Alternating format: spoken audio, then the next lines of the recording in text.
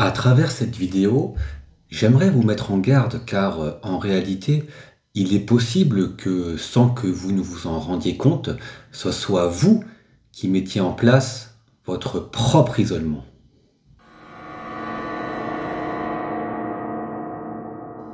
Pour cela, je vais vous donner 4 conseils que vous pourrez appliquer immédiatement. Donc si vous êtes prêts, on commence tout de suite. Alors, le premier conseil que je peux vous donner serait de ne jamais appeler à chaud un proche pour raconter votre dispute avec votre partenaire. Sauf bien sûr les cas les plus graves comme de la violence physique ou même verbale. Très souvent, quand notre partenaire vient de dépasser des limites, la première chose que l'on fait, c'est qu'on prend son téléphone et on appelle à chaud un proche pour déverser toute la pression de ce qui vient de se passer. Alors, je le conçois, c'est humain. Sauf que le problème avec cela, c'est que votre proche ne s'attend pas forcément à une telle intensité. Par exemple, si vous êtes en colère et qu'il dit un mot qui ne vous convient pas, alors ça peut être la goutte d'eau qui fera déborder le vase. Votre ami n'a rien demandé, mais vous allez déverser sur lui votre colère, même inconsciemment, alors que ça n'est pas lui qui en est à l'origine. Et donc, il reste là, à vous écouter sagement au téléphone. Sauf que le souci, c'est qu'il se retrouve à absorber toute votre pression jusqu'à temps qu'elle se dissipe. Et cela devient un moment toxique pour ce proche avec ce qu'on appelle en psychologie le double lien. Soit il s'exprime, mais vous êtes trop sous pression et ça peut s'empirer. Soit il ne dit rien, mais il absorbe tout le stress et la pression que vous lui communiquez. Donc mon premier conseil, quand vous êtes mal après un moment toxique avec votre partenaire, c'est vraiment de prendre du recul, de respirer un bon coup, laisser le temps à vos émotions négatives de s'atténuer un peu, et là ensuite, vous pouvez contacter un proche pour trouver des solutions à vos problèmes. Car sinon, vous verrez que votre entourage s'éloignera progressivement de vous. Le deuxième conseil concerne encore votre entourage.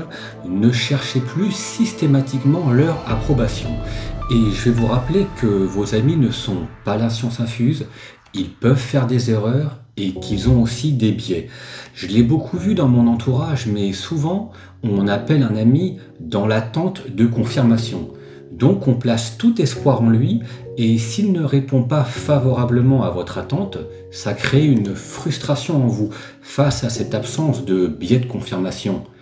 J'ai connu des personnes s'isoler elles-mêmes car selon elles, l'amitié se résumait en l'approbation. Alors que non, l'amitié c'est certes partager les mêmes opinions, mais c'est aussi savoir le dire quand on n'est pas d'accord. Et on a tous connu dans notre vie au moins une personne qui ne nous parle plus uniquement parce que notre avis fut contraire au sien. Donc pour ce deuxième conseil, ayez confiance en vous, en votre réflexion et ne placez pas tous vos espoirs dans celui de vos amis.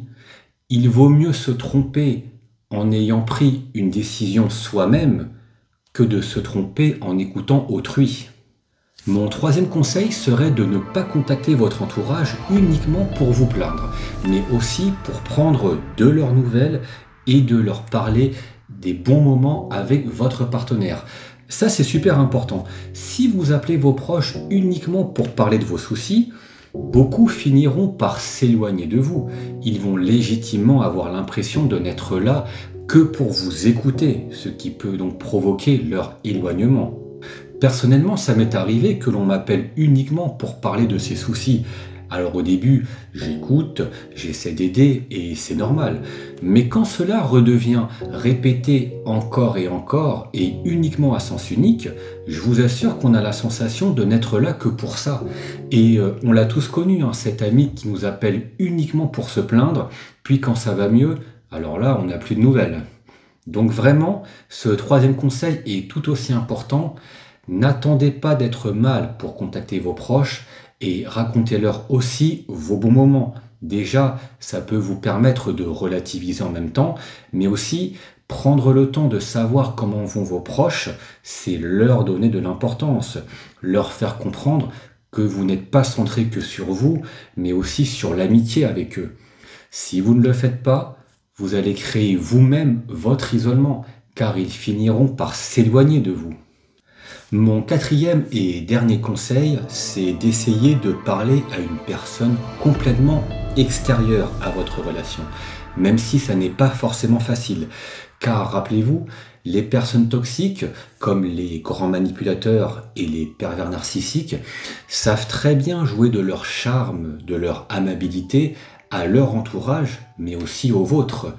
Et même si ça n'est pas forcément conscient, un ami peut être influencé par le comportement si charmant de votre partenaire toxique, alors qu'une personne complètement extérieure serait plus enclin à être objective dans sa réflexion et ses paroles. Parce que c'est de ça qu'on a besoin, de l'objectivité. J'ai déjà observé le cas où une personne disait à son ami sous emprise qu'il fallait qu'elle se ressaisisse, car sinon, son homme pourrait aller voir ailleurs. Alors qu'en réalité, c'était lui qui la rendait aussi mal.